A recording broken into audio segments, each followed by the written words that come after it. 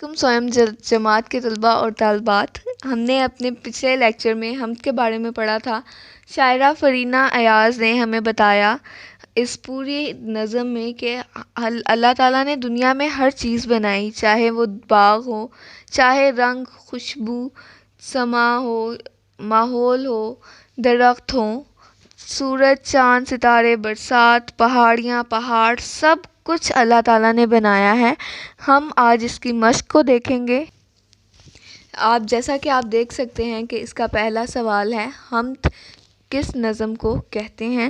تو یہ آپ کے نوٹس میں جو میں نے آپ کو حل کر کے دیا ہوا تھا، یہ دیکھیں یہاں پہ دیا گیا ہے، حمد کس نظم کو کہتے ہیں؟ یہ میں نے آپ کو کل بھی بتایا تھا، جس نظم میں اللہ تعالیٰ کی تعریف بیان کی جائے حمد کہلاتی ہے۔ نیچے دوسرا سوال دیکھیں، دن کو چاروں طرف روشنی کس کے دم سے ہے؟ تو اس پوری نظم کو پڑھنے کے بعد ہمیں یہ پتہ چلا کہ دن کو چاروں جانب روشنی سورج کے دم سے ہے۔ اس حمد کے آخری شعر میں کس طرف اشارہ کیا گیا ہے؟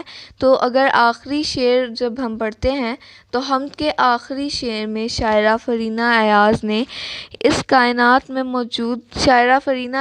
یہ کہا ہے کہ اس کائنات میں، اس پوری دنیا میں جو بھی چیزیں موجود ہیں، سب کچھ اللہ تعالیٰ نے پیدا کیا ہے۔ اور آخر میں ایک سوال ہے، ان چیزوں سے ہمیں کیا فائدے حاصل ہوتے ہیں؟ سورج، چاند، پھول، درخت اور کوہ۔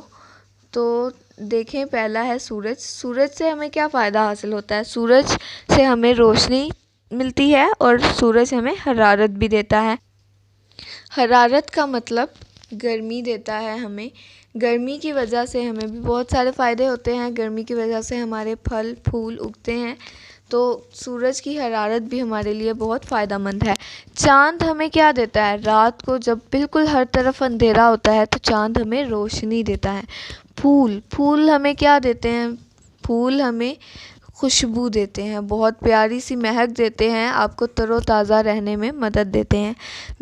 درختوں سے ہمیں کیا فائدے حاصل ہوتے ہیں؟ درختوں سے ہمیں پھل بھی حاصل ہوتا ہے، درختوں سے ہمیں پھول بھی حاصل ہوتے ہیں، آکسیجن اور لکڑی بھی حاصل ہوتی ہے۔ پہاڑوں کو جب بھی کھودا جاتا ہے تو پہاڑوں میں سے بہت ساری قیمتی اشیاء نکلتی ہیں جنہیں ہم معدنیات کا نام دیتے ہیں، تو پہاڑوں سے ہمیں معدنیات حاصل ہوتی ہیں۔ حمد کے آگے سوال نمبر 2 دیکھیں، حمد کے مطابق درست جواب پر ٹک کا نشان لگائیں۔ تو بچوں، پیارے بچوں، یہ میں نے آپ کے لیے پہلے ہی یہاں پہ حل کر کے رکھا ہوا ہے۔ دیکھیں، خوبصورت چمن، دلکش فضا، چاند کی چاندنی۔ اب نیچے دیکھیں، سوال نمبر 3 ہے، ان الفاظ کو جملوں میں اس طرح استعمال کریں کہ ان کے معنی واضح ہو جائیں۔ اب الفاظ ہیں رتبہ، خوشبو، چاندنی، حسین، سورج۔ یہ جو آپ کے نوٹس میں جو جملے دیے گئے ہیں وہ ایک دفعہ دیکھتے ہیں پہلے۔ تو یہاں دیکھیں، رتبہ، اللہ تعالیٰ کا رتبہ سب سے بلند ہے، سب سے بڑا ہے۔ خوشبو، مجھے گلاب کی خوشبو بہت پسند ہے۔ چاندنی، رات کو چاند اپنی چاندنی بھی گھیرتا ہے۔ حسین، مری بہت حسین وادی ہے۔ سورج مشرق سے نکلتا ہے، سورج جو ہے وہ مشرق سے ہی نکلتا ہے ہمیشہ۔ تو اب آپ کو ایک کام کرنا پڑے گا کہ آپ کو یہ جو ہے درست جواب پر ٹک کا نشان لگائیں، یہ بھی آپ کو خود سالو کرنا پڑے گا، خود حل کرنا پڑے گا اچھے طریقے کے ساتھ۔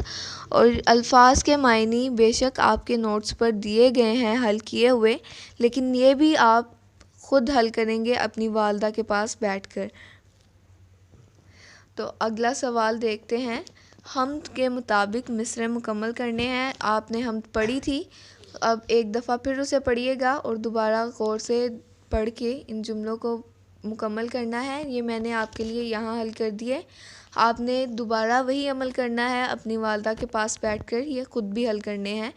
دن کو ڈیش سے ہے، سورج سے ہے، چار جانب ضیاء، یہ درختوں کے جھنڈ، یہ سما دلربا، جس جگہ جو بھی ہے تو نے پیدا کیا۔ آج ہم یہیں تک حل کریں گے، باقی کا کام ہم انشاءاللہ آپ کے اگلے لیکچر میں کریں گے۔ اپنا خیال رکھیں، اللہ حافظ۔